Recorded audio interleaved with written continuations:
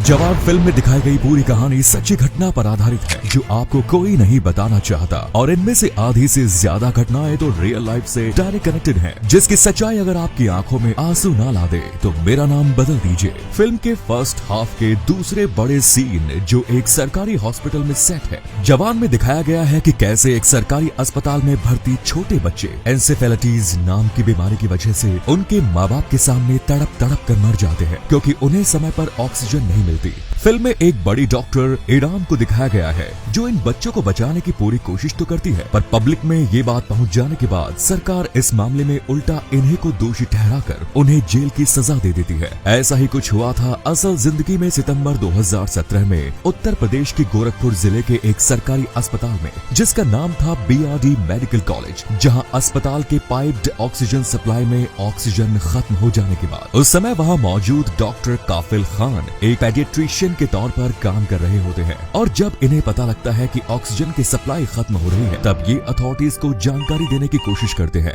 But अपनी कोशिश पर कुछ रिस्पॉन्स नहीं आता देख वो खुद से भी ऑक्सीजन की सप्लाई की व्यवस्था करने की कोशिश करते हैं, वो भी अपने खुद के खर्चे पर। मगर इतनी कोशिश करने के बावजूद भी ऑक्सीजन न मिलने के चलते महज 3 दिनों के अंदर ही 63 बच्चों की मौत हो जाती है। यूँ तो इन्हें एक रियल लाइफ हीरो की तरह देखा जाता है, पर जब ये खबर मीडिया से बाहर आती है तो उसके बाद इल्जाम उल्टा डॉक्टर काफिल पर ही डाल दिया जाता है। सरकार द्वारा इनके ऊपर मेडिकल नेग्लिजेंस और करप्शन का आरोप लगाती है और इन्हें इनकी नौकरी से सस्पेंड कर करीब 9 महीने तक जेल में रहते हैं, जहां इनको काफी बेरहमी से मारा पीटा गया और 4-5 दिन तक भूखा भी रखा गया। इनकी हालत बुरी हो गई कि ये अपनी कमर पर कई महीनों तक सो भी नहीं पाए। अप्रैल 2018 में इलाहाबाद हाई कोर्ट से इन्हें बेल मिलती है, जहां कोर्ट कहता है कि ऐसा कोई सबूत नहीं जो साबित कर पाए कि इन्होंने गलती करी। 2021 में एक इंक्वायरी पैनल की रिपोर्ट में इनके ऊपर लगाए गए आरोप पूरी तरह से बेबुनियाद और गलत साबित हो जाते हैं। मूवी में जब डॉक्टर के पास कोई रास्ता नहीं बचता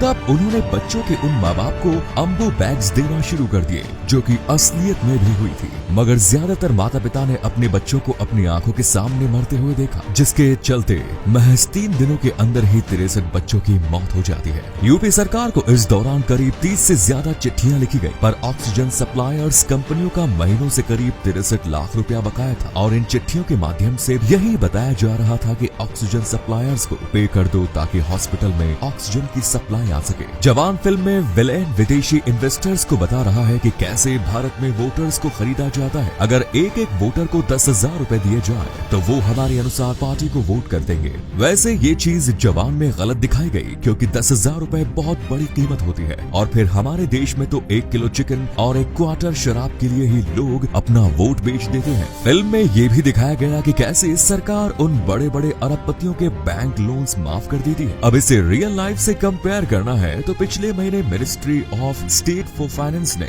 लोकसभा में ये बताया कि पिछले 9 सालों में बैंकों ने 14.56 लाख करोड़ के दिए गए लोन के पैसे कभी वापस ही नहीं मिले, जिनमें से आधे से ज्यादा बड़े बिजनेसमैन के लोन थे। जब इन लोन्स को रिकवर करने की बारी आती है तब बैंक्स सारा अमाउंट रिकवर नहीं कर पाती। इनके अलावा कुछ अरबपतियों के ऐसे भी केसेस हैं जो बैंक से लोन लेने के बाद देश छोड़कर भाग गए, जैसे विजय माल्या, नीरव मोदी और मेहुल चोकसी। जवान फिल्म में एक बड़ा ही बेहतरीन कंपैरिजन बनाया गया है उन लोन्स का जो इस देश में बड़े बड़े अरबपतियों और आम किसानों को दिए जाते हैं। अब जरा 2019 की इस इंडिया स्पेंड रिपोर्ट को देखिए, जिसमें टॉप 12 अमीर बिजनेसमैन के लोन जो बैंक्स को वापस नहीं मिले, उनकी कीमत कृषि लोन में दी जाने वाली छूट से 2 गुना ज्यादा है। 2017 से लेकर फरवरी 2019 के बीच में करीब 10 राज्य सरकारों ने कृषि ऋण में छूट दी, जिनका कुल अमाउंट 1,84,800 करोड़ रुपए रहा। हालांकि टॉप 12 बिजनेसेस या कॉर्पोरेट लोन्स के केस में उनका टोटल अमाउंट इससे लगभग 2 गुना ज्यादा यानी कि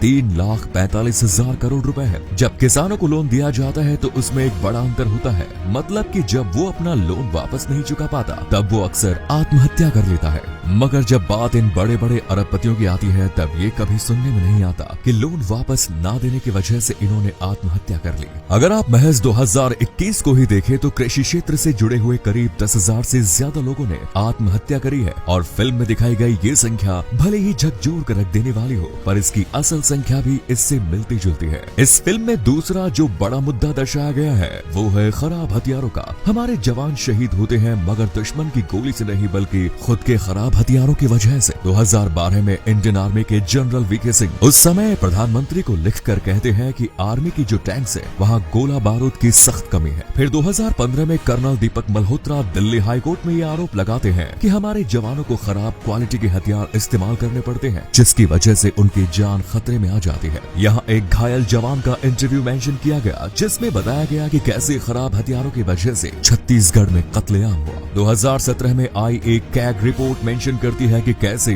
40% इंडियन आर्मी के हथियार इतने कम लेवल पर हैं कि अगर एक युद्ध हो जाए तो 10 दिन से ज्यादा ये हथियार नहीं चलेंगे। 2018 में Indian army made in India rifles को दूसरी बार रिजेक्ट कर देती है, क्योंकि ट्रायल्स के वक्त ये मेड इन इंडिया हथियार बुरी तरह से फेल हो जाते हैं। 2020 में ये बताया जाता है कि कैसे खराब हथियारों की वजह से पिछले 6 सालों में 403 हादसे हुए, जिनमें न सिर्फ 27 जवान शहीद हुए बल्कि 916 करोड़ रुपयों का घाटा भी हुआ। कहा जाता है मेक इन इंडिया पुश की वजह से हमारी डिफेंस फोर्सेस कुछ जरूरी हथियार देश के बाहर से नहीं खरीद पा रही है, जिससे पाकिस्तान और चीन से आने वाले खतरों को लेकर काफी असुरक्षित है। तो पिछले 60 सालों में 400 से ज्यादा MiG-21 क्रैश हो चुके हैं, जिसमें 200 पायलट्स और 60 आम नागरिकों को भी अपनी जान गंवानी पड़ी।